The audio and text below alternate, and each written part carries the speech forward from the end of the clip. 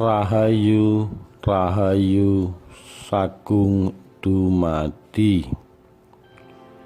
Kali ini kami akan melanjutkan kisah kebijaksanaan dan kesaktian Jaka Tarub. Pengembaraan Jaka Tarub. Beberapa pekan perjalanan Jaka telah sampai di Gunung Mahendra atau Gunung Lawu. Di sana ia bersemedi kungkum dalam sebuah sendang. Aroma wangi di sekitar sendang semerbak ketika Jaka Tarub kungkum.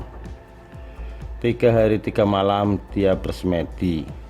Ubi mentah bekal dari ibunya dia ambil seujung kelingking dan dia makan sebagai ganti 3 hari 3 malam tanpa ada makanan. Ubi yang lain kembali ia masukkan dan dia melanjutkan perjalanan menuju Mahameru. Hutan lebat Mahameru menyambutnya dengan keramahan hutan pada umumnya. Dia terus ke puncak, mendaki hingga sampai pada sebuah air terjun nan jernih. Ubi bekal dari ibunya kini tinggal seujung ibu jari. Dia mengambil seruas kelingking untuk disantap dan sisanya ia letakkan di atas tanah agar dimakan oleh semut atau serangga lain yang berminat. Di sebuah batu besar yang berada di tepi air terjun, Jaka Tarub masuk. Beberapa cipratan air terjun masuk ke pintu-pintu batu besar yang ternyata adalah goa. Jaka Tarub membasuh muka, membersihkan tangan dan kakinya sebagai perlambang membersihkan indera-inderanya. Dia segera masuk dan pada ruang tertentu dia segera duduk bersemedi. Jaka tidak memilih tempat yang kering namun masuk ke dalam genangan air goa yang dingin. Karena keyakinannya yang baik dan pengalamannya dalam olah batin, maka dia tidak mendapat tubuhnya kedinginan dalam genangan air itu. Matanya mulai terpejam. Dia pusatkan segala kehidupannya pada satu titik. Kehidupan raga hanya berhenti pada kematian raga. Tapi kematian raga bukan kematian pikir. Kematian pikir berhenti pada kematian hati, tetapi bukan kematian batin. Kehidupan batin hanya mati ketika menjasadkan hal yang seharusnya gaib. Jaka memasrahkan kehidupan jasad pada Yang Maha Mencipta jasad. Jaka memusatkan kehidupan pikir pada Yang Maha Menghidupkan hati. Jaka menyerahkan kehidupan batin pada Yang Maha Gaib. Tidak ada lagi dirinya. Tidak ada bagi dirinya jasad, tidak bagi dirinya pikir, tidak ada bagi dirinya batin, tidak ada kecuali Yang Maha Ada. Jaka semakin terpusat dalam peringkat demi peringkat cahaya. Dia dihadapkan pada dunia yang porak-poranda. Dia dihadapkan pada dunia yang penuh bisa, kepuasan dan kejulasan. Dia dihadapkan pada dunia yang penuh petaka, bangkai dan belatung. Campur aduk dunia menerkamnya dalam ujian ketenangan dan keteguhan. Namun seperti halnya Raden Arjuna yang tan kenguh sinampar saput, dia tetap tenang dan memusat. Segala hal yang kasar adalah kasarnya diri, segala hal yang buas adalah karena buasnya diri, segala hal yang culas karena culasnya diri. Segala hal yang menerkam adalah angkara dan keserakahan diri. Tidak ada satupun di situ kecuali dirinya. Yang paling dekat dirinya adalah Yang Maha Suci, sehingga segala kebusukan adalah dari dirinya. Jaka membuat aroma dalam gua menjadi mewangi. Jaka Tarub sangat teguh mengemban pesan ibunya. Dia hanya akan bangun dan bangkit setelah mendapat petunjuk dari Hyang Widi. Jaka sedang mengembarakan dirinya, meniadakan jasadnya, meniadakan ruhnya, meniadakan nafasnya, meniadakan indera-inderanya. Namun bukan berarti dia hilang. Tidak berarti dia tidak ada, karena sekarang dirinya benar-benar dalam wilayah yang mengusik pergolakan semesta raya. Susunan yang rapi menjadi sedikit terganggu dengan tapa sang Jaka Tarub. Gua menjadi malu dan takut kepada Jaka Tarub, seakan ingin roboh merunduk. Air seperti ingin segera pergi, merasa tidak pantas menyentuh kulit Jaka Tarub. Bahkan air terjun seakan ingin berhenti sejenak demi menundukkan diri dari cahaya agung yang dipancarkan oleh Jaka Tarub. Gunung Semeru bergeliat-geliat. Para warga di lereng-lereng gunung merasa cemas. Gunung Mahameru merasa perlu meminta bantuan agar cahaya keagungan yang dihadirkan manusia dalam tubuhnya ini segera usai. Awan dan angin pun bergejolak meminta perlindungan dewata. Jaka Tarub yang sekarang adalah Jaka Tarub yang menggelisahkan tata alam. Mereka sangat takut kepada berbendarnya cahaya yang begitu benderang. Cahaya yang bukan dibuat oleh Jaka Tarub, namun cahaya yang mempersinggahkan kepada jasad kecil Jaka Tarub yang berhasil memusatkan pikirannya, meniadakan diri pada titik nol. Alam yang terusik oleh Jaka Tarub ini lalu mengusik para pemangku jabatan wilayah tak kasat mata.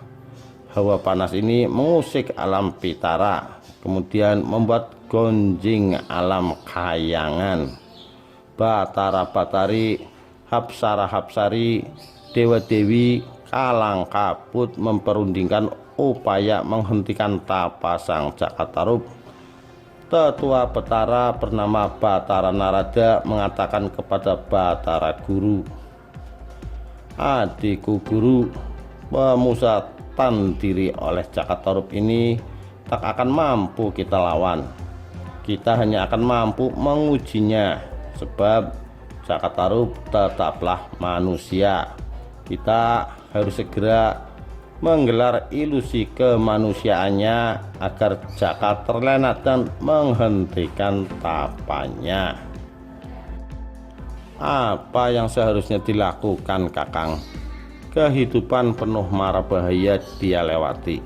Hidup penuh ketakutan dan kepuasan dia taklukkan. Dan sepertinya dia sama sekali tidak peduli terhadap mati dan hidupnya. Adi Mas Guru, iya, aku tahu itu.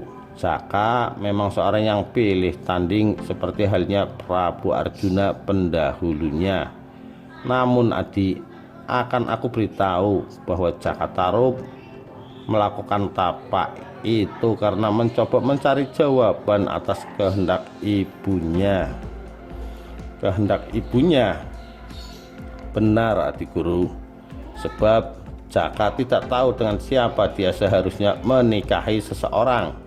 Maka dia meminta jawaban dari Sang Hyang Widi. Namun caranya tobat keliwat-liwat ini. Mau menikah aja pakai bertapa. Akhirnya semua gonjang ganjing atas kelakuannya. Kakang, jika keinginannya hanya mau menikah, kenapa dia melakukan laku yang seharusnya suci dari hal kelelakian. Kini dia sudah membuat gunung bergeliat-geliat malu, sebab bendaran cahaya makin hari makin terang. Mahameru seakan ingin runtuh bersimpuh layaknya Tursina. Jika masih ada kelaki-lakian dalam dirinya, tidak mungkin cahaya agung berpindar dari dirinya. Adi benar.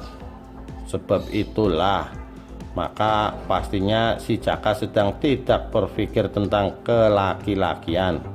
Namun tidak ada salahnya dicoba. Kita kirimkan Hapsari yang paling cantik untuk menggodanya.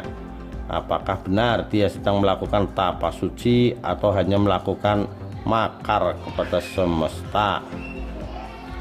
Kemudian Cakatarup melihat dalam pemusatan pikirannya kehadiran ratusan perempuan jelita. Masing-masing dari mereka mengenakan pakaian sutra. Pergelangan tangan dan kakinya tersangkut hiasan emas yang indah, berukiran halus dan bertatah intan. Pakaian yang indah lembut ini membalut tubuh-tubuh yang berkulit mulus. Ada yang putih pualam, ada yang hitam manis, ada yang kuning langsat, ada yang kemerahan bagai mentari yang hendak merekah. Semuanya sangat gemulai menari-nari. Beberapa mendekati Cakatarup sambil menyentuhkan kulitnya yang lembut atau menyibakkan rambut panjang dan subur mereka di pipi Cakatarup. Cakatarup tetap terdiam. Dia tidak mendapati kelembutan apapun kecuali hanya sekedar imajinasinya. Tubuh para Hapsari ini kemudian menebarkan aroma yang wangi memikat hati. Cakatarup tetap diam dan menganggap bahwa wangi dan tidak wangi bukan berasal dari jasad yang indah. Wangi sungguh berasal dari kemurnian dan bukan godaan. Para Hapsari yang ratusan jumlahnya makin giat menggoda Cakatarup. Mereka mulai menari-nari dalam irama yang rancak. Tubuh mereka berkilauan oleh keringat yang aromanya bagai minyak cendana. Lincah dan luas tubuh para Hapsari ini mengikuti alunan musik surga. Mereka tanpa terasa makin hanyut dalam gerakan-gerakan indah yang mengundang birahi. Selembar demi selembar kain yang basah ketat melekat di tubuh mereka tanggalkan. Terus saja mereka menari dan mengikuti irama gending suara surga ini. Cakatarup hanya tersenyum. Para Hapsari yang sangat menawan ini kini hanya menyisakan pakaian yang menutup pahanya. Sedangkan dada mereka telah terbuka dengan apa adanya. Cakatarup tetap berdiam diri dan tidak beraksi apapun. Para bidadari yang sudah hampir telanjang ini saling bercanda dengan saling menyentuh kulit dan buah dada temannya dengan nakal. Ada yang tertawa genit lalu membalas. Ada yang menutupi dan menunduk malu dengan muka kemerahan. Ada yang mencoba mencari pakaiannya yang tanpa sadar telah mereka tanggalkan. Adi Guru, kenapa engkau sertakan gending swarga yang membuat para Hapsari justru terlena? Tanya Batara Narada. Kakang, saya juga tidak tahu menau dari mana gending itu berasal. Adi menyangka itu rencana kakang. Wah, kacau. Tampaknya Jaka tahu bahwa dirinya sedang digoda. Lokananta itu ya ciptakan untuk membuat para Hapsari justru lupa diri. Lalu bagaimana kakang? Tarik kembali ratusan Hapsari itu ke Jonggring Saloka. Kita kirimkan para bidadari pilihan. Bidadari lebih sulit dikenali oleh Jaka sebagai godaan karena sikapnya yang sangat mirip manusia dan jasadnya yang secara lahir lebih kasat mata. Sudah perlukah Kakang? Bidadari seharusnya kita jaga untuk nanti kita serahkan pada manusia pilihan yang telah lulus melewati angkara dunia. Duh Adi, kalau tidak segera dihentikan, maka Cakatarup ini akan lebih menjadi-jadi. Bayangkan kalau Mahameru mutung terus dia nyeblus dan memuntahkan dirinya di atas ribuan raga tanpa dosa. Berapa bidadari coba yang kira-kira akan kita keluarkan? Loh, kalau untuk Cakatarup kan cukup 7. Itu aja sudah kebanyakan. Baiklah Kakang. Akhirnya 7 bidadari diutus turun ke bumi untuk menggoda Cakatarup. Dewi Wingamukti, Dewi Wilahkanya, Dewi Nawangwulan, Dewi Wrestipata, Dewi Anggancana, Dewi Galih Winaya, Dewi Manggar Arum. Salah satu dari para bidadari ini berdebar-debar karena akan menyaksikan pria yang begitu gagah perkasa yang masih hidup di tengah dunia. Para bidadari ini tidak sabar menemui biang gonjang ganjing Arcapada dan Conggring Saloka ini. Gerbang Conggring Saloka menuju Arcapada terbuka, dan segeralah mereka turun menuju Mahameru. Para bidadari yang cantik mengemaskan ini saling bertanya-tanya satu sama lain, seperti apakah kiranya si Cakatarup ini? Benarkah dia tidak akan mempan dengan rayuan ratusan Hapsari, makhluk pilihan yang diciptakan untuk menghadirkan keindahan itu? Masing-masing terus turun sambil terus memperbincangkan Cakatarup. Rupa-rupanya kedatangan para bidadari ini diketahui oleh Cakatarup. Dia menyaksikan 7 orang perempuan sangat cantik mendekati dirinya. Para perempuan ini begitu anggun, sikapnya tenang, dan tingkah lakunya jauh lebih lembut. Mereka tidak menari-nari, mereka hanya saling berbicara lirih, agak berbisik, kemudian tertawa pelan sambil menundukkan kepala. Mereka duduk bersimpuh dengan pakaian yang penuh kesantunan. Ada yang hanya melirik ke arahnya, ada yang menatap tajam, ada yang selalu melihatnya sambil sesekali berbicara kepada kawannya. Rambut mereka digelung dengan hiasan melati yang masih segar dan wangi. Rambut pupus mereka lebat menghiasi kening yang bersih. Giwang kecil bergelantungan di kedua telinga. Setiap kali menolehkan sedikit muka, sedikit saja, seakan giwang-giwang kecil itu menari riang. Sorot mata mereka nan bening bagai tirta telaga. Bibirnya merah segar bagai rekah matang delima. Dewi Wingamukti berpakaian merah, berkarakter tegas namun anggun dan berkarisma. Bulu matanya lentik, kilat matanya cemerlang. Seakan inilah dewi pimpinan para bidadari 7 itu. Dia memiliki bibir yang indah, baik tertutup, tersenyum maupun tertawa. Gigi-giginya tertanam dalam gusi yang merah segar, tersusun sangat rapi dan putih bersembunyi di balik bibir yang merah mengkilat laksana berlapiskan madu. Dewi Wilahkanya berpakaian jingga, sangat cantik. Jari jemarinya lentik dengan kuku yang diatur runcing telur. Kulitnya seperti berlapis berjuta taburan berlian. Wajahnya tampak selalu segar dan gerakannya menghadirkan kenikmatan meski hanya dipandang. Begitu anggun setiap lekuk lakunya, sampai-sampai kedip matanya saja sangat menggemaskan. Dewi Nawangwulan berpakaian kuning, tidak kalah cantiknya. Wajahnya bagai selalu bersinar terang, namun teduh dan menenteramkan seperti rembulan. Cara bicaranya lembut, sering menundukkan kepala, dan paling jarang melihat Jaka Tarub. Paling sekedar melirik dan menghanyutkan diri dalam pembicaraan bersama kawan-kawan bidadarinya. Dewi Wrestipata berpakaian hijau. Kecantikannya seakan-akan mampu menumbuhkan biji-bijian di bumi dan membuat bersemi kayu-kayu kering. Setiap berbicara, bibirnya selalu segar basah, membuat mata ingin selalu menunggu setiap kata darinya.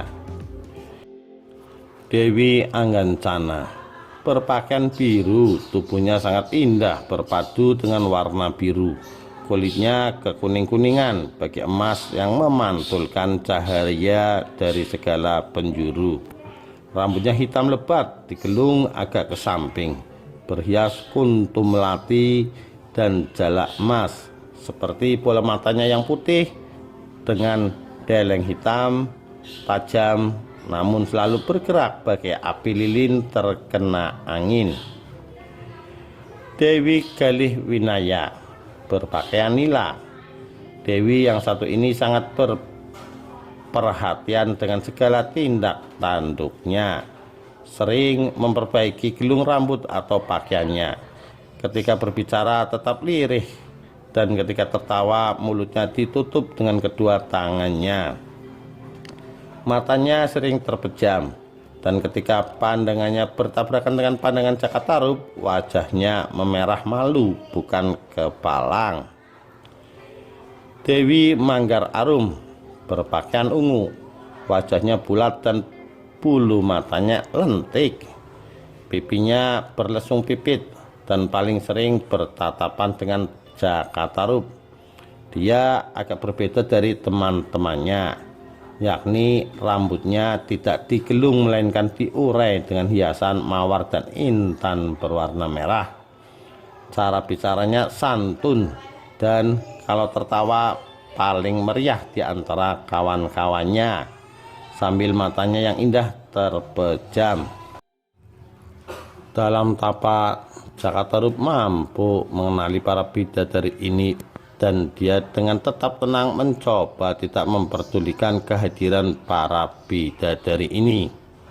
Para bidadari yang tengah duduk bersimpuh di depan Jaka Tarub ini tidak juga segera beranjak dan melakukan godaan kepada Jaka Tarub.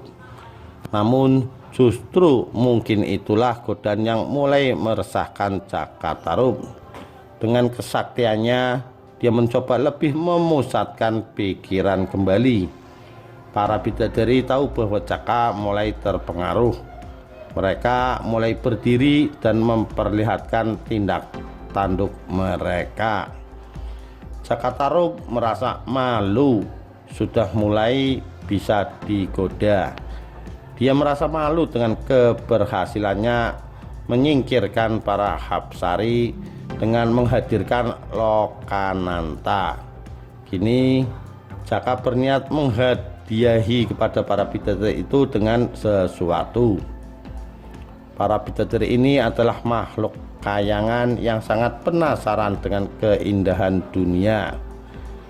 Menurut cerita, di dunia ini berisi keindahan yang dibungkus bangkai, namun manusia mampu melaluinya. Manusia yang tidak mampu melalui hanya rela memakan bangkai, sedangkan yang mampu menguak bangkai maka akan menemukan keindahan yang lebih indah dari Jonggring Saloka. Lantas keindahan apa yang ada di dunia dan bangkai apa yang ada di dunia? Tiba-tiba hawa yang panas menerpa para bidadari. Kain mereka berkelebat-kelebat dan sedikit tersingkap. Hawa panas itu segera mereka atasi, namun rasanya semakin panas. Maka mereka kebingungan. Untuk kembali ke kayangan belum ada perintah. Untuk tetap tinggal, tetap saja udara terasa panas. Tiba-tiba air terjun dan telaga di hadapan mereka menjadi tampak indah, tampak menyegarkan dan sangat menggoda untuk dimasuki. Airnya yang jernih itu seperti memanggil-manggil para bidadari. Para bidadari yang selama ini tinggal dalam khayangan menjadi sangat ingin mencicipi air di wilayah Arcapada. Masuklah para bidadari ini ke dalam telaga dan bermain air dengan riangnya. Cakatarub melihat satu persatu bidadari ini menanggalkan pakaian dan membiarkan para bidadari mandi. Awan dan petir menyambar-nyambar, hujan lebat kian dahsyat, Gunung Mahameru makin menggeliat, dan sesaat Cakatarub pun membuka matanya. Para bidadari langsung sadar bahwa ternyata mereka terperdaya oleh kesaktian Cakatarub. Merasa sangat malu, maka para bidadari ini segera mentas dan mengambil kembali pakaiannya untuk kemudian terbang menuju kayangan. Namun ada satu yang tidak mampu mengangkat kembali pakaiannya hingga dirinya tetap tertinggal oleh kawan-kawan bidadari yang lain.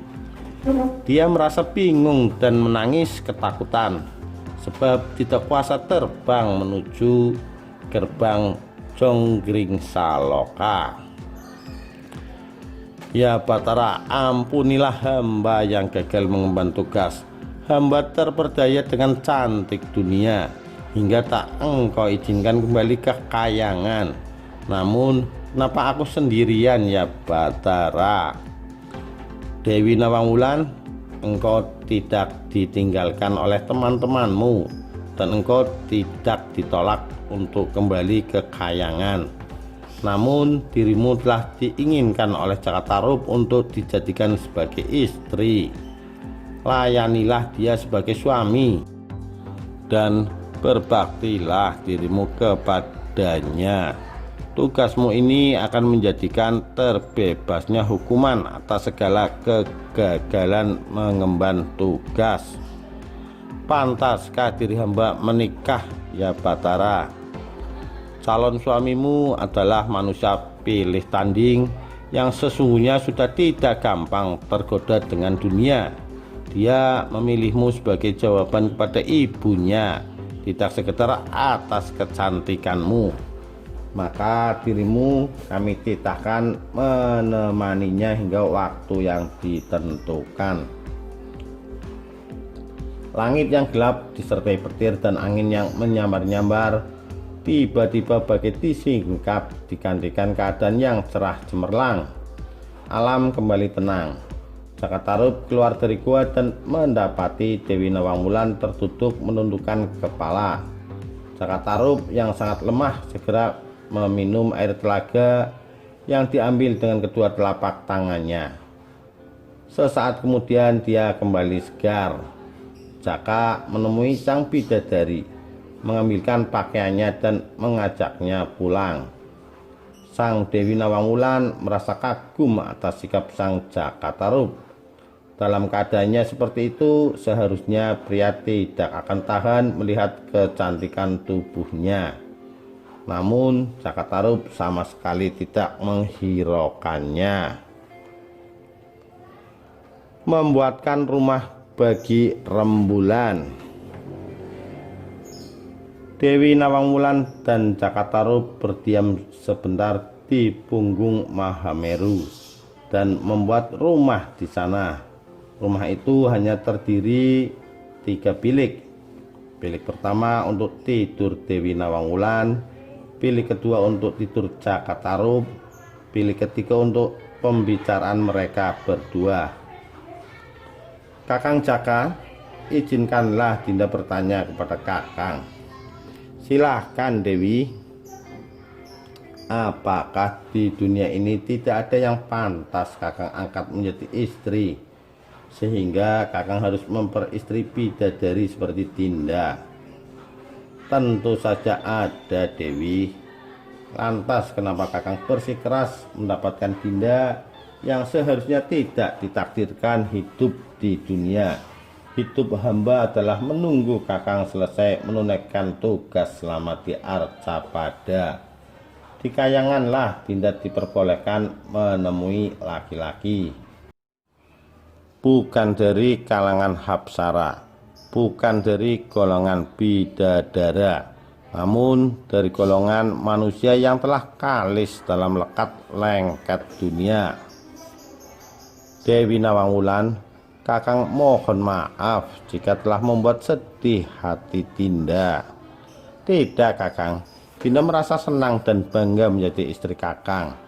Hanya Dinda merasa berkecil hati tidak mampu membahagiakan kakang selayaknya istri yang berbakti kepada suaminya.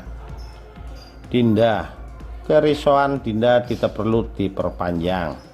Dalam dharma hidup, kita tidak mengerti mengapa sesuatu terjadi pada diri, baik itu dharma baik maupun dharma buruk. Sesungguhnya kakang tidak meminta Dewi Nawangwulan. Kehendak hati kakang menghentikan tapa brata kakang yang dianggap Gusti sebagai sebuah permintaan. Maka semua sebagai titah yang harus dijalani berdua. Apa yang kakang hendaki? Kakang sempat berpikir, apakah di antara bidadari ini ada yang tahu bahwa dirinya perempuan? Bukan hanya perempuan, namun perempuan yang mengerti tentang tugasnya, mampu menghormati orang tua, mampu mengembirakan orang-orang di sekitarnya, yang mampu menjadi penentram hati. Tiba-tiba kakang gagal melanjutkan tapa sebab mata kakang telah terbuka dan berhadapan kembali dengan dunia. Ketika kakang mulai sadar, kakang dapati Dinda yang tertinggal duduk tertunduk di pinggir telaga. Pertanyaan kakang dijawab langsung bahwa itu ada, dan itu adalah Dinda. Jadi kakang tidak menyebut nama Dinda. Jadi jika yang tertinggal bidadari lain, kakang juga akan mempersuntingnya. Dinda, kakang adalah manusia yang sangat memiliki batasan. Terkadang bahkan tidak mampu membedakan halus dan kasar. Apalagi memilih. Nama bukanlah hal penting jika tanpa perangai. Sebutan tidak utama jika tanpa watak. Panggilan menjadi kehilangan makna jika tanpa pekerti. Tolong jelaskan kepada Dinda ungkapan kakang. Jika ada benda bernama mawar, namun dia berperangai keras, tidak harum dan berat, maka sesungguhnya dia bukan mawar, dia itu batu. Jika ada sebutan mempesona, namun dia berwatak penuh kesombongan, ingin dipuji dan ingin selalu disaksikan semua orang, maka dia sesungguhnya bukan mempesona, dia busana angkara. Lalu apa maksud dari panggilan menjadi kehilangan makna tanpa pekerti? Jika kakang memanggil bulan sementara kakang tidak mengerti bulan, maka bulan pun tidak menyahut. Jika kakang memanggil keindahan namun tidak mengerti keindahan, maka keindahan tidak merasa terpanggil oleh kakang. Kakang, Dinda tidak mengerti apakah Dinda ini adalah pasangan hidup kakang yang bisa berperan seperti yang kakang kehendaki. Tapi Betara telah memberi titah dan Dinda akan melaksanakan titah tersebut sebaik mungkin. Baju kayangan Dinda kini Dinda serahkan kepada kakang, sebab jika belum tiba waktunya, berusaha sekuat jiwa raga juga tidak akan berhasil dipergunakan untuk kembali ke kayangan. Dinda percayakan diri ini kepada Kakang.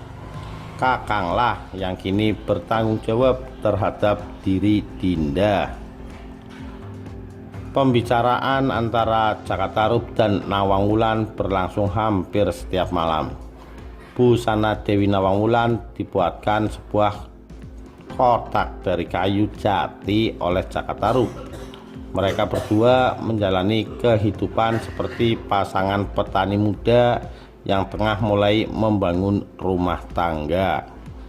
Dewi Nawangwulan memperhatikan cara mencangkul, menyemai benih, memanen, membersihkan pakaian, mengenal kasarnya tanah berkerikil, dan merasakan lumpur basah.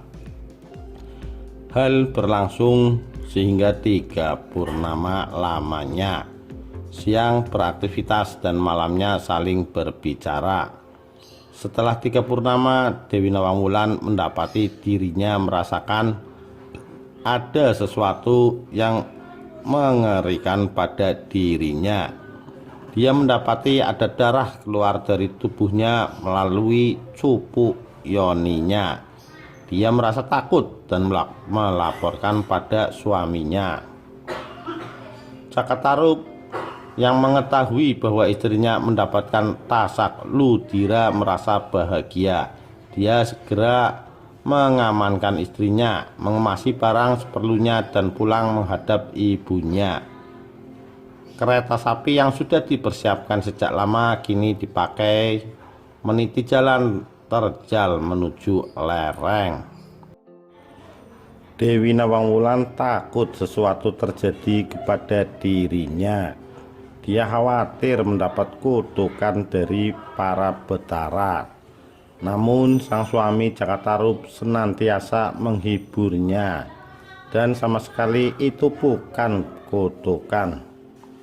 Kalau ada yang mengutuk istri Cakatarup, maka akan berhadapan dengan Cakatarup, kata Cakatarup dengan mata berbinar sedikit bercanda. Nawangwulan ikut tersenyum melihat binar mata suaminya, dan hatinya pun merasa lega bahwa yang terjadi pada dirinya bukanlah kutukan dewa. Tiba-tiba dia sadar bahwa suaminya bukanlah manusia sembarangan. Cakatarup kemudian menjelaskan kepada sang dewi bahwa yang terjadi itu disebut tasak ludira, yakni darah sebagai tanda sudah matang atau dewasa. Darah itu selalu terjadi bagi manusia perempuan yang memasuki fungsi utuh seluruh anggota tubuh, siap secara raga dan siap menempa jiwa. Tasak ludira harus keluar dari cupu yoni, namun dia juga disebut sebagai marjina atau margahina atau wadahina atau wahina. Tempat itu sangat suci dan terjaga, namun juga bisa menjadi sebaliknya. Darinya lah lahir lembaran baru kehidupan yang akan mewarnai dunia. Dunia bisa bertambah dengan warna kesucian, namun juga bisa bertambah dengan warna kehinaan. Dewi Nawangwulan memperhatikan, kemudian dia bertanya, "Kenapa begitu, Kakang? Kenapa dalam satu tempat yang sama bisa menghadirkan dua hal yang sangat berbeda?" Karena di dunia ini tidak ada hal yang pasti, Dinda. Seperti halnya nafas. Ketika dikeluarkan untuk menghangatkan, dia memang hangat. Namun untuk mendinginkan juga bisa. Benarkah, Kakang? Cobalah. Dewi Nawangwulan meniup-niup tangannya. "Apa yang Dinda rasakan?" tanya Cakatarup.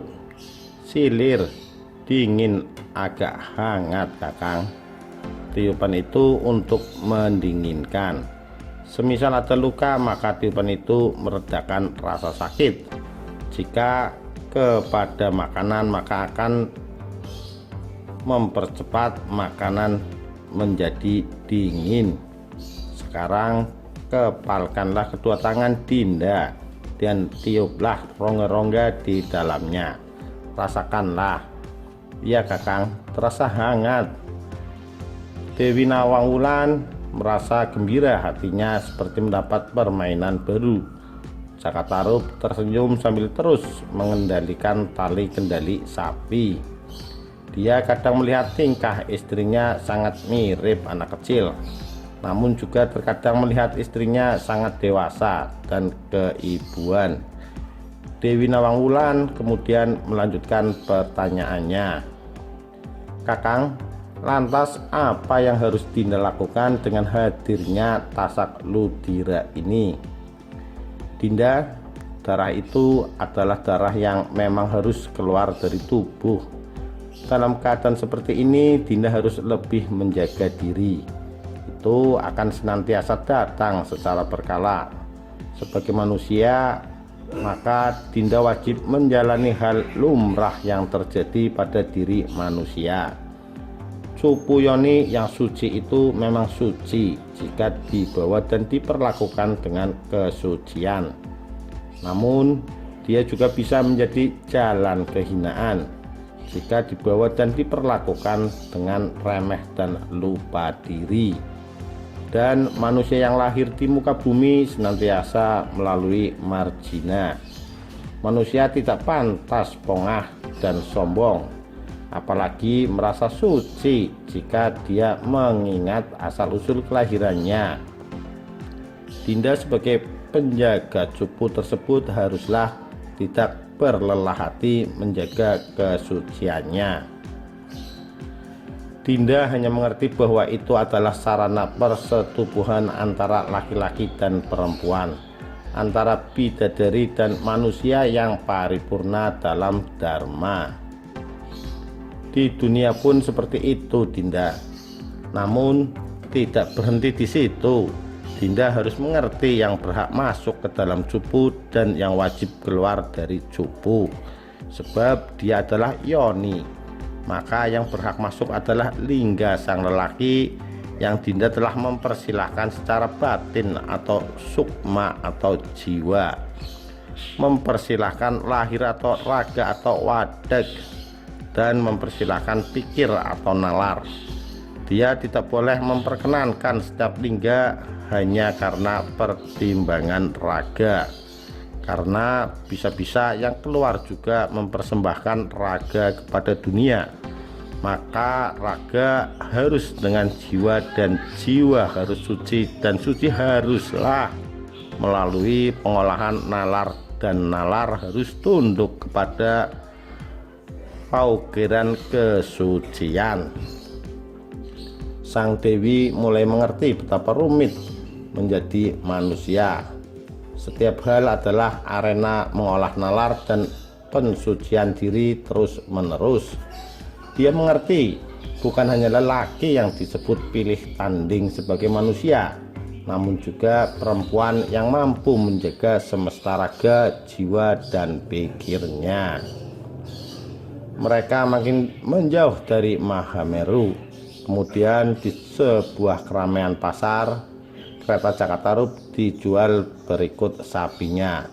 Dia menambahnya lagi dengan hasil bumi dan beberapa bongkah emas untuk ditukar dengan kereta kuda.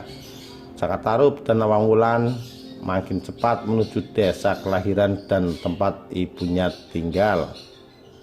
Dari mana Kakang mendapatkan bongkahan emas? Dinda, semua yang di dunia menjadi seperti itu jika kita sepakat bahwa dirinya seperti itu. Batu yang semula batu bisa menjadi emas jika batu kita perintahkan untuk menjadi emas. Kalau begitu, mengapa Kakang tidak mengubah perjalanan kita semakin cepat seperti naik sembrani? Kalau Kakang melakukannya, itu tidak diperkenankan. Kakang hanya boleh melakukan dengan keadaan terpaksa dan tidak boleh terencana. Orang yang punya kereta tadi sangat ingin memiliki emas. Kakang sangat butuh kereta, maka Kakang tukar dengan emas yang dia inginkan tanpa dia perlu tahu dari mana sumbernya. Apakah itu sebuah muslihat, Kakang? Bukan. Jika Kakang sengaja mengulangnya dengan batu seruas kelingking saja, juga tidak akan menjadi emas. Semua benda yang diciptakan sudah mendapat titahnya. Namun sebuah benda mampu kita mintakan kepada Gusti untuk digantikan titah yang lain. Bayangkan jika setiap hal kita rubah sekehendak hati kita, maka tatanan alam akan rusak, tatanan dharma akan rusak. Hanya satu yang tidak rusak, yakni tatanan karma. Dewi Nawangwulan terdiam, dan dia berusaha menghayati perkataan suaminya. Mereka makin mendekat desa Tarub, hingga beberapa pekan kemudian akhirnya mereka telah sampai. Tasak ludira yang mengalir dari tubuh Nawangwulan mulai melalui cupu yoninya telah berhenti.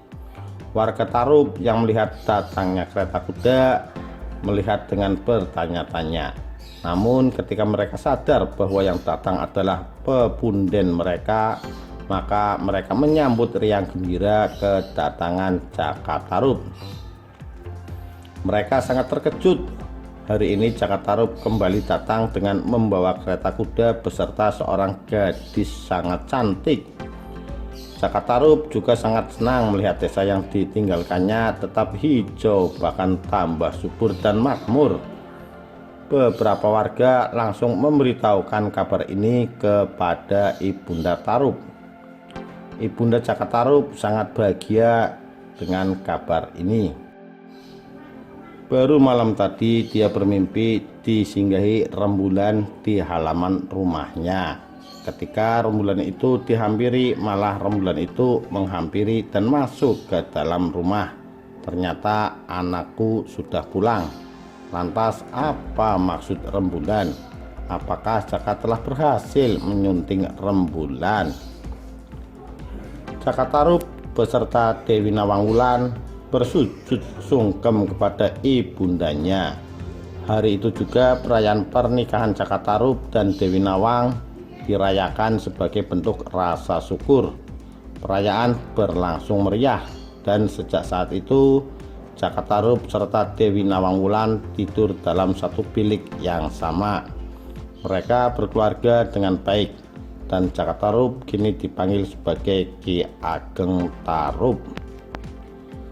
Sepertinya telah merasa tunai segala tugas sang bunda menyaksikan Jaka Tarub menikah.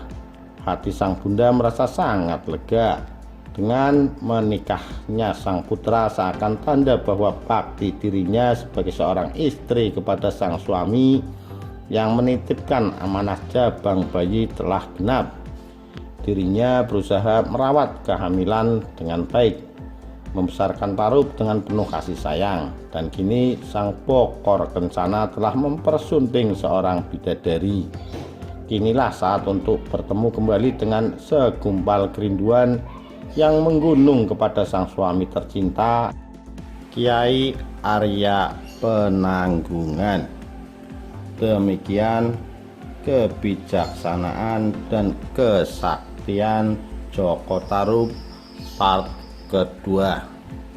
Sampai jumpa di part ketiga.